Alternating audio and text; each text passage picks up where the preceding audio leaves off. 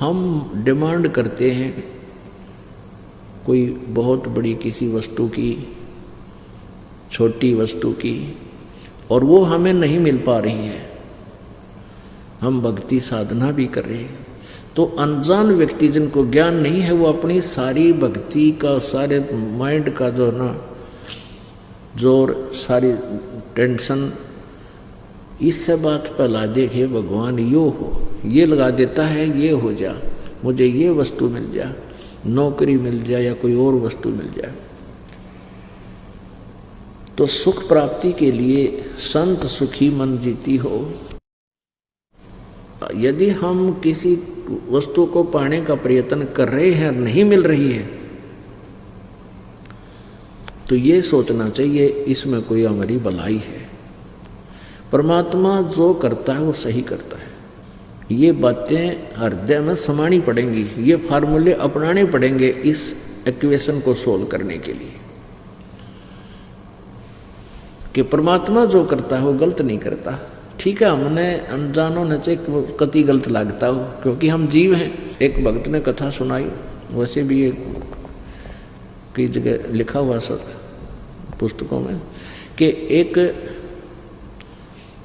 राजा था और राजा का मंत्री, राजा और राजा का मंत्री, ये दोनों ही पहले धार्मिक लोग होते ही थे। और वो एक स्वाभाविक बात है, जो उच्च पोस्ट प्राप्त होते हैं, राजा होते हैं, ये पिछले जन्मों के भक्ति साधना से ही होते हैं। इनके अंदर भगवान का थोड़ा बहुत डर बना ही रहता है।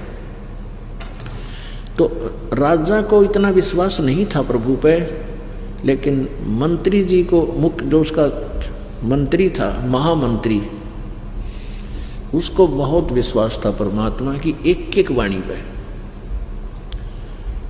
एक दिन राजा अपने खड्ग की, अपनी तलवार की धार चेक कर रहा था, किसी से बातें कर रहा था, और महामंत्री वहां खड़ा था। और उस महामंत्री से अन्य मंत्री जो थे वो बहुत चिढ़ते थे कि राजा इसको महत्व बहुत देता है।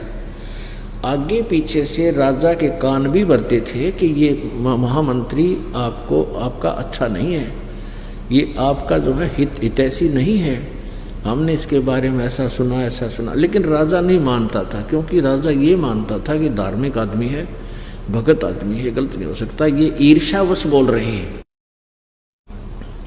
तो एक दिन वो मंत्री, अन्य और महामंत्री और राजा खड़े थे, और तलवार की धार को ऐसे वैसे हाथ लाकर यूँ चेक करते हैं। राजा का बातों में ध्यान हो गया, और वो धार तलवार की इतनी तेज होती है, उंगली कट गई, उंगली कट गई राजा की। और राजा ने कहा, अरे मर गया मैं तो, भाई नाश हो गया। तो महामंत्री ने कहा कि बहुत अच्छा हुआ। अब राजा की तो 100 पर सुई गई कि देख निकम्मा आदमी, मेरी उंगली कट गिरी, उन्होंने कहा है बहुत अच्छा हुआ। तो उसके फिर वह बात भी खटक गई कि ये मंत्री ठीक क्या करते कि ये दुश्मन है मेरा, मेरी उंगली कटी, ये खुशी मना रहा है, उन्होंने कहा बहुत अच्छा हुआ। राजा ने कहा कि इसको जेल में डाल दो, वो कैद में डाल दिया।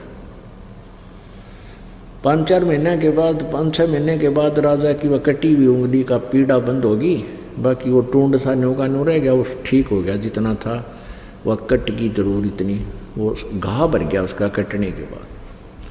अब फिर उसने कुबद भाई के जंगल में शिकार करने जाते हैं, और महामंत्री वो चापलूस चुन लिया जो उस भगत की निंदा करा करता, महामंत्री की जो कैद में डाल दी, वो चुन लिया महामंत्री, और सैर शिकार खेलने जंगल में चले गए। रास्ता भूल गए, जंगल में बिचल गए, वहाँ फंस गए, दिशा भूल गए। तो उस जंगली लोगों का कोई त्योहार था, और उनके पुरोहित ने कह रखा था भी आज देवी के नर बलि चढ़ानी है, नर मनुष्य को काट के इसके चरणों में उसका खून मुंह के लगाना है, यानी बलि आदमी की बलि करनी है इसको, इन बकरे और जोटियाँ की नहीं, तब ज़्यादा खुश होगी। तो उस कबीले के जो थे आदमी सब इधर उधर किसी आदमी की तलाश में चल पड़े। उन्होंने वो दोनों घोड़ों पर थे, वो दोनों घोड़ों वाले घेर लिए, तीर ले रहे चारों तरफ से, सैकड़ों आदमी घेर लिए, पकड़ लिया, पुरोहित के सामने खड़े कर दिए कि लो जी एक छोड़ दो बोले। पुरोहित बोला ठीक है, 2 चढ़ा देंगे, देवी और ज़्यादा खुश होगी। तो उस पुरोहित ने कहा कि भी ये देखो इनका कोई अंग भंग ना हो, अंधा काना लूला लंगड़ा कोई टुंडा ना हो। उनकी फिर निरीक्षण किया गया तो हाथ आगे कराए तो एक राजा की जो व्यक्ति की उंगली कटी हुई थी, पुरोहित को बताया गया। पुरोहित बोला भाई ये नहीं चलेगा, इसको छोड़ दो। और राजा तो छोड़ दिया और चापलू चढ़ा दिया। वो महामंत्री जो सेकंड बनाया था साहब, उसकी काट के गर्दन और कर दिया फारिग। अब राजा की तो जान बची, लाखों पाए, डाकों डाक घर आए। घर आकर उसने रास्ते में 100 बार शुक्र मनाया कि उस दिन महामंत्री सही कह रहा था भगत जी, अरे आंगली कटी तो बहुत अच्छा हुआ। ओए होए, ये तो उंगली ना कट रही होती तो जान गई थी मेरी। अब उसने सबसे पहले आते ही उस महामंत्री को जो कैद कर रखा था उसको कैद मुक्त किया, बरी कराया। और फिर उससे कहा भगत जी आपको मैंने पीड़ा दी, इसकी क्षमा करना। आपकी वो बात आज सत्य सिद्ध हुई। आप कह रहे थे ना उंगली कटी, तो आपने कहा था बहुत अच्छा हुआ भाई, मेरे लिए तो घना अच्छा हो गया उंगली कट गई, उंगली कटने से मेरी जान बच गई। फिर उसने प्रश्न किया राजा ने उस महामंत्री से कि मेरे लिए तो अच्छा हो गया, मेरी उंगली कटने से मेरी जान बची, तो आपके लिए क्या अच्छा हुआ, ये 6 महीने की कैद भोगनी पड़ेगी। ने बोला मेरे लिए मेरी जान बच गई ना, मैं तेरे साथ होता हूँ, मेरी बलि चढ़ाओ। तो आज तो कहते हैं परमात्मा जो करता है सत्कर मान लेना, ये चाहे कथा हो लेकिन ये सत्य है। हमने इतना विचार करना पड़ेगा इस मार्ग पर अगर कदम रखना है, तब हम 2 कदम चल पाएंगे। नहीं तो काल के इतने झंझट हैं, पता नहीं के डिमांड, छोटे मोटे कष्ट आ भी जाएंगे। कहते हैं संत शरण में आने से आई टले बला, और जय माथे में सूली होवा काटे में टल जा। यानी भाग्य में जब सूली यानी मृत्यु हो तो काटे में टल जा।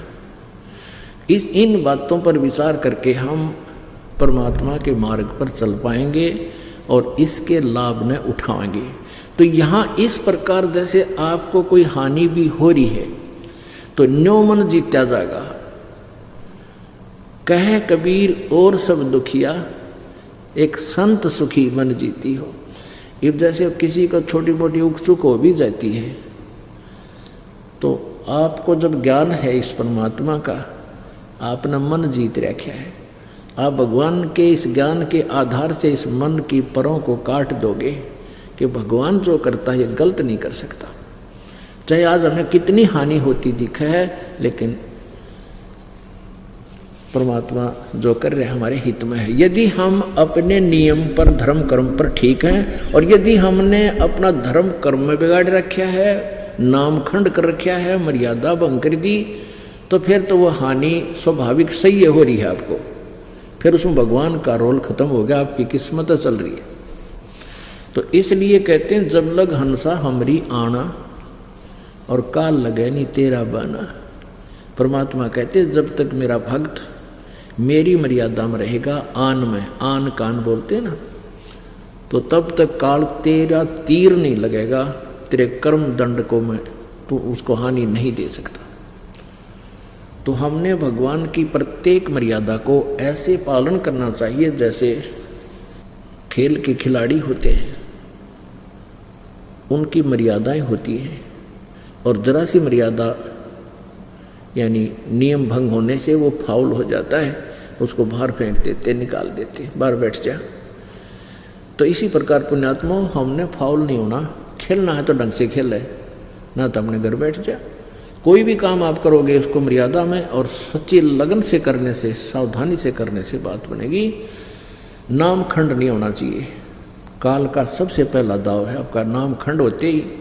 मान लीजिए कई से भक्त हैं जो नाम खंड कर गए, आना भी छोड़ गए, उनके पिछले संस्कार ठीक हैं, हो सकता 5-4 वर्ष वो ठीक निकल जाए, लेकिन जब आगे चल के तो उनको बड़ा भारी कष्ट होगा ही होगा। अब जैसे किसी ने नाम ले लिया, अच्छी आत्मा है, लेकिन नाम खंड कर दिया और उसी समय उसको एक भयंकर कर्म की चोट आनी थी, परमात्मा का तो हाथ हट गया, परमात्मा का जो सपोर्ट था वो नहीं रहा और आप पर कुदरती वो फिर कर्म की दंड आएगी, आपको घनी हानि हो जाएगी। तो ऐसे इस अध्यात्म ज्ञान को समझना आपने, और तभी हम इस मार्ग पर चल पाएंगे। अब जैसे माता गर्भ को राखै यत्न बनाए, ठेस लगे तो छन होवे तेरी ऐसे भक्ति जावे। जैसे किसी बहन बेटी को बहुत ही समय में कभी विवाह के 4-5 वर्ष बाद या वैसे भी स्वाभाविक जब गर्भ हो जाता है, रह जाता है, तो माता को एक विशेष चिंता बनती है कि ये भगवान कहीं मेरे बालक का ठेस ना लग जा, ऊंचे नीचे में पैर ना रखा जा। रात्रि में जब सोती है माता तो एकदम जब करवट भी लेती है तो भी एकदम चमक कर पड़ती है, कहीं मेरे बालक पर दबाव नहीं आएगी, यानी इतनी सावधानी बरतनी पड़ती है, तब वो बालक रूपी लाल उसको प्राप्त होगा। ऐसे ही परमात्मा कहते हैं जैसे माता गर्भ को रखे यत्न बनाए और ठेस लगे, यानी कोई ऊक चूक होगी, कोई झटका लग गया